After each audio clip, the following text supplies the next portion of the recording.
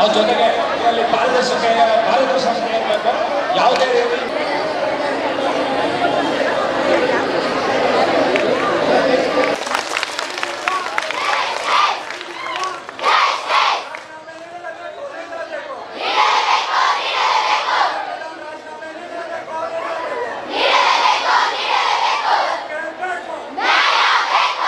ಇಂದು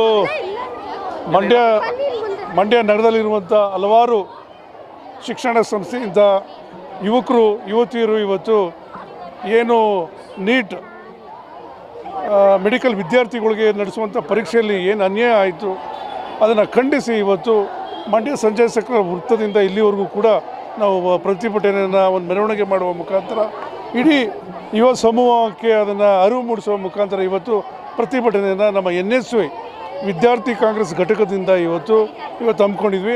ಅದು ಮೆಮೊರಾಂಡಮ್ ಕೂಡ ನಾವು ಒತ್ತಾಯನೂ ಕೂಡ ಮಾಡಿದ್ದೀವಿ. ಹಾಗಾಗಿ ನಮ್ಮ ಉದ್ದೇಶ, ನಮ್ಮ ಒತ್ತಾಯ ಏನು, ಕೇಂದ್ರ ಸಚಿವ ಏನು BJP ಸರ್ಕಾರ 12 ವರ್ಷದ ಹಿಂದೆ ಏನು ಸರ್ಕಾರ ಮಾಡ್ತು, ಅಚ್ಚೇ ದಿನ ಅಂತ ಏನು ಹೇಳ್ತು, ನಾವು ಯುವಕರಿಗೆ ಏನು ಕೆಲಸ ಕೊಡ್ತೀವಿ ಅಂತ ಹೇಳಿದ್ರು, ಅದನ್ನು ಅವರು ಈಡೇರಿಸಿಲ್ಲ. ಇವತ್ತು ಇಡೀ ನೀಟ್ ಪ್ರಶ್ನೆ ಪತ್ರಿಕೆಯಲ್ಲಿ ಆಮೇಲೆ NTA ಏನು ಪ್ರಶ್ನೆ ಪತ್ರಿಕೆಯನ್ನು ತಯಾರು ಮಾಡುವಂಥ ಸಂಸ್ಥೆನೇ ಇವತ್ತು ಅವ್ಯವಹಾರದಲ್ಲಿ ಮೂಡಿದೆ. ಹಾಗಾಗಿ ಆ ಒಂದು ನೈತಿಕತೆಯನ್ನು ಒತ್ತಿ ಇವತ್ತು ಕೇಂದ್ರ ಶಿಕ್ಷಣ ಸಚಿವ ಧರ್ಮೇಂದ್ರ ಪ್ರಧಾನ್ ಈ ಕೂಡಲೇ ರಾಜೀನಾಮೆ ಕೊಡಬೇಕು.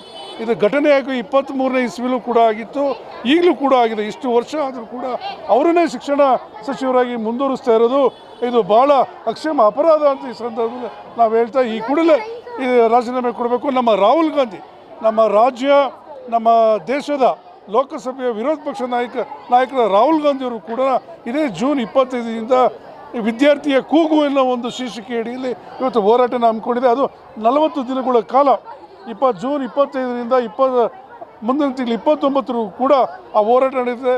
ಪ್ರಮುಖವಾದ ದೇಶದ 28 ನಗರದಲ್ಲಿ ಅವರು ಬಂದು ವಿದ್ಯಾರ್ಥಿಗಳ ಜೊತೆಯಲ್ಲಿ, ಲಕ್ಷಾಂತರ ವಿದ್ಯಾರ್ಥಿಗಳ ಜೊತೆಯಲ್ಲಿ ಈ ಒಂದು ಏನು ನೀಟ್ ಅವ್ಯವಹಾರ ನಡೆದಿದೆ ಅದರ ವಿರುದ್ಧ ಹೋರಾಟ ಮಾಡ್ತಾರೆ.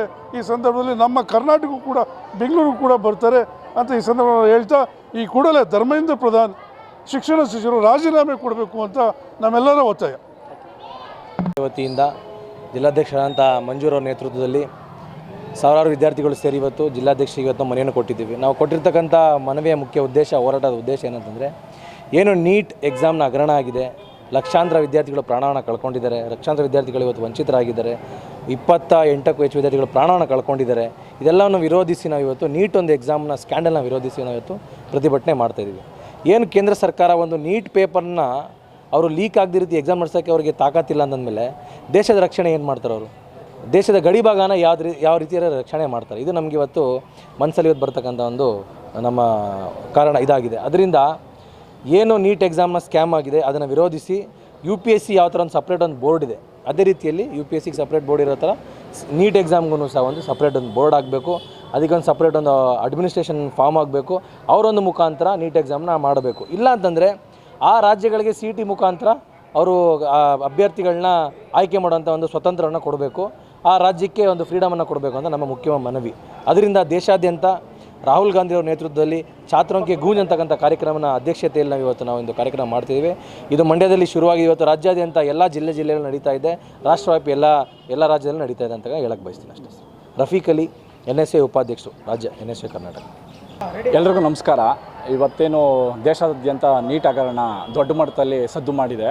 ಸೊ ಈ ವಿಚಾರವಾಗಿ ನಮ್ಮ ಮಂಡ್ಯ ಜಿಲ್ಲೆ NSY ವತಿಯಿಂದ ನಮ್ಮ ಉಪಾಧ್ಯಕ್ಷರಾದಂಥ ರಫೀಕ್ ಅಲಿ ಅವರಿದ್ದಾರೆ, ರಾಜ್ಯ ಉಪಾಧ್ಯಕ್ಷರು.